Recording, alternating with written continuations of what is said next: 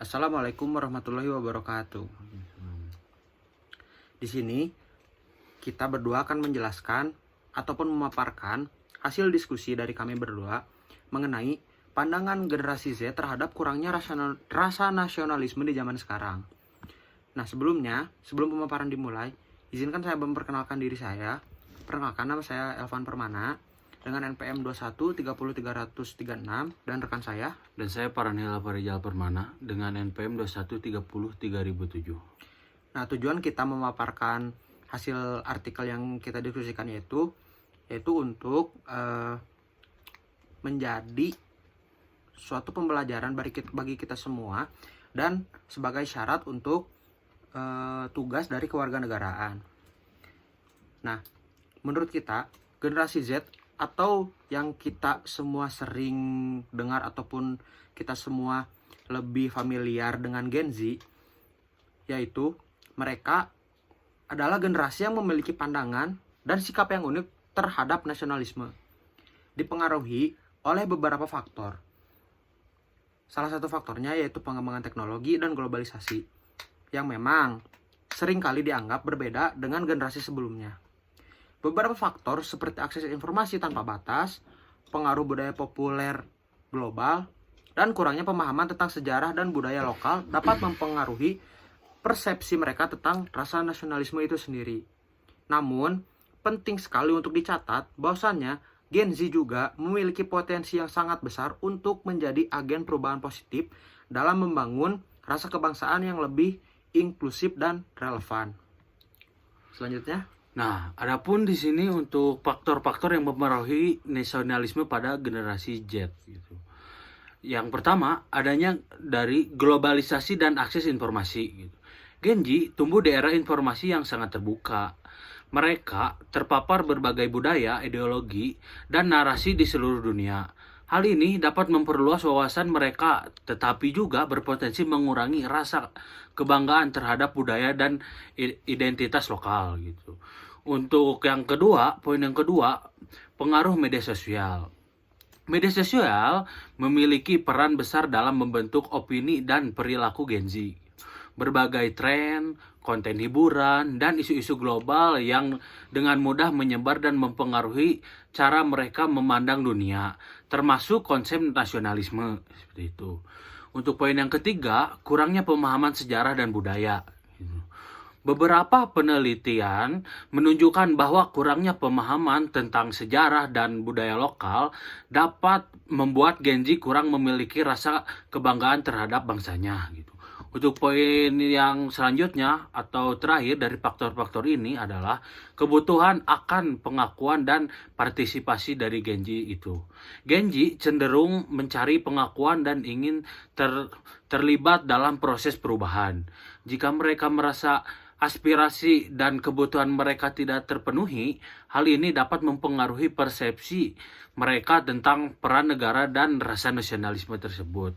Dan adapun potensi Gen Z dalam membangun rasa nasionalisme itu akan dijelaskan oleh rekan saya. baik, selanjutnya saya akan memaparkan diskusi kami mengenai potensi Gen Z dalam membangun rasa nasionalisme. Yang pertama adalah keterbukaan mereka terhadap perbedaan.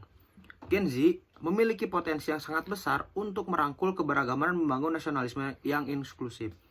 Mereka lebih terbuka terhadap perbedaan budaya dan pandangan, yang dapat menjadi modal penting dalam membangun persatuan dan kesatuan. Kemudian, kreativitas dan inovasi. Gen Z dikenal dengan kreativitas dan inovasinya. Mereka dapat menggunakan kemampuan ini untuk menciptakan konten-konten yang menarik dan edukatif tentang sejarah, budaya, dan nilai-nilai kebangsaan. Kemudian, yang selanjutnya adalah partisipasi aktif. Gen Z memiliki potensi untuk menjadi agen perubahan yang aktif dalam membangun bangsa.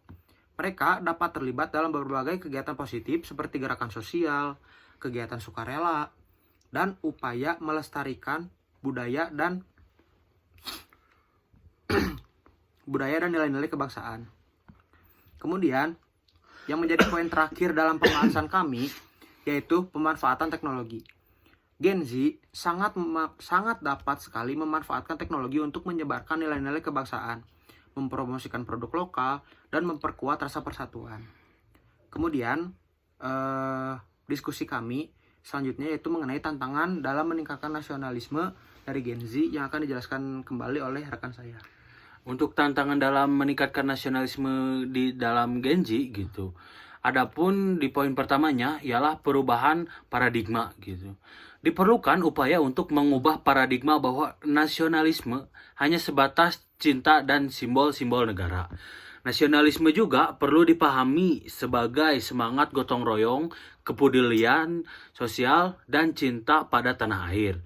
Untuk poin yang kedua ada di pendidikan yang relevan gitu. Pendidikan sejarah atau budaya perlu dikemas secara menarik dan relevan dengan minat Gen Z gitu. Materi pendidikan perlu disesuaikan dengan konteks zaman agar mudah dipahami dan diaplikasikan dalam kehidupan sehari-hari. Dan yang ketiga ada peran media dan influencer gitu. Media dan influencer memiliki peran penting dalam membentuk opini Gen Z gitu. Penting untuk memastikan bahwa konten-konten yang disebarkan dapat memperkuat rasa nasionalisme dan kebangsaan terhadap bangsanya. Dukungan pemerintah dan masyarakat untuk poin selanjutnya. Pemerintah dan masyarakat perlu menciptakan ruang yang konduktif bagi Gen Z untuk berkontribusi dan berpartisipasi dalam pembangunan bangsa. Hal ini termasuk memberikan kesempatan yang adil, menciptakan lapangan kerja, dan memberikan dukungan terhadap kegiatan-kegiatan positif yang dilakukan oleh Gen Z itu. Untuk kesimpulan dari artikel yang kita buat akan dijelaskan oleh rekan saya. Ya, kesimpulan dari semua yang telah kita jelaskan tadi menurut kami adalah nasionalisme pada Gen Z memang menghadapi tantangannya tersendiri. Tidak bisa disamakan dengan generasi-generasi sebelumnya. Tetapi mereka juga memiliki potensi yang sangat besar untuk menjadi agen perubahan positif bagi bangsa dan negara. Dengan upaya bersama dari berbagai pihak, Gen Z dapat diarahkan untuk membangun rasa kebangsaan yang kuat, inklusif, dan relevan dengan tantangan pada zaman sekarang. Jadi, karena di sini pun kita berdua adalah generasi Z ataupun Gen Z, kita semua ini masih mempunyai potensi yang sangat besar untuk menjadi agen perubahan positif bagi bangsa dan negara.